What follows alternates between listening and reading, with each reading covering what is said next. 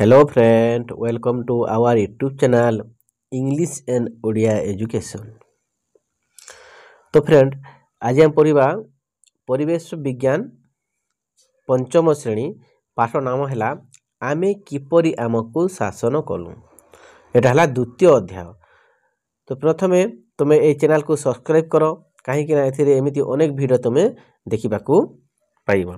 चलो डेरी न करता हले पाठटी आरंभ करिबा। देख द्वितीय अध्याय पाठ नाम देख आमे किपरि आमको शासन कलु।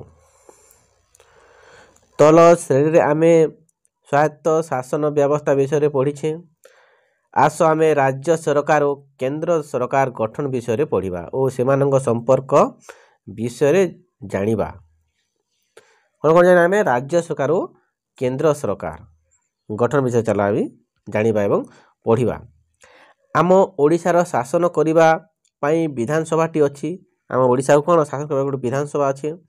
विधानसभा गृह आम राज्यर राजधानी भुवनेश्वर रे अवस्थित। विधानसभा गृह कोठी अछि आम राज्यर राजधानी भुवनेश्वर रे अछि।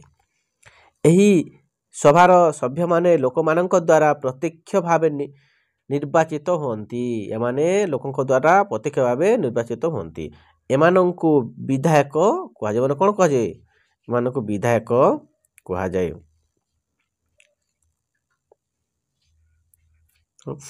तुम अंचलर विधायक नाम तल कोठरी लेख। एथिरे तुम अंचल किए अछि विधायक पिला माने एथिरे तुमे लेखिबो।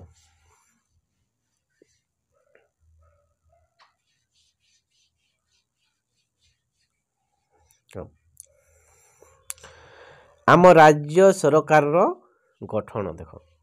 ओडिशा विधानसभार सभ्य संख्या केते अच्छे। ओडिशार विधानसभार 147 गोटी सभ्य संख्या अच्छे। आम ओडिशार विधानसभार एही सभ्य माने लोक मानक द्वारा प्रत्यक्ष भाव निर्वाचित होती। ए देखो ए सभ्य मान जेंटा अच्छे 147 टी माने प्रत्यक्ष भावे लोक मानक द्वारा निर्वाचित होइथांती। 18 वर्षरू ऊर्ध्व बयसर लोक माने भोट दे निज निज निर्वाचन मंडली प्रतिनिधि बाछि थांती। जे माने 18 वर्ष अधिक होइजे से माने भोट देकी निर्वाचन मंडली प्रतिनिधि को बाछि थांती। एही प्रतिनिधि माने लोक मानक द्वारा बछा होइथिबारु आम राज्य शासन व्यवस्था को गणतंत्र शासन बोली कहा जाय। आमे मानको बाछि थिबारु ए प्रतिनिधि माने बाछि थिबारु कोन कहा जाय। याकू ए व्यवस्था कहा जाय गणतंत्र शासन बोली कहा जाय। एही सभ्य मान को नहीं राज्य विधानसभा गठित होए। ए जो आमे जो बासी थाऊ एही सभ्य मान को नहीं कौन होता है राज्यर विधानसभा गठित होता है। राज्य विधानसभार संख्या गरिष्ठ दलर नेता को राज्यपाल बा मुख्यमंत्री रूपे नियुक्ति करिथांती। मुख्यमंत्री को परामर्श क्रमे कैबिनेट मंत्री राष्ट्रमंत्री और उपमंत्री नियुक्ति करती। सबु मंत्री मिसिले मंत्रिमंडल होए। मंत्रिमंडल साधारणतः 5 वर्ष पाई कार्य करे। केते वर्ष पाई कार्य करे मंत्रिमंडल 5 वर्ष पाई। जड़े जड़े मंत्री को अधीन रे एक बा एकाधिक विभाग थाए। राज्यर सर्वोच्च शासनकर्ता हेउचंती कि राज्यपाल।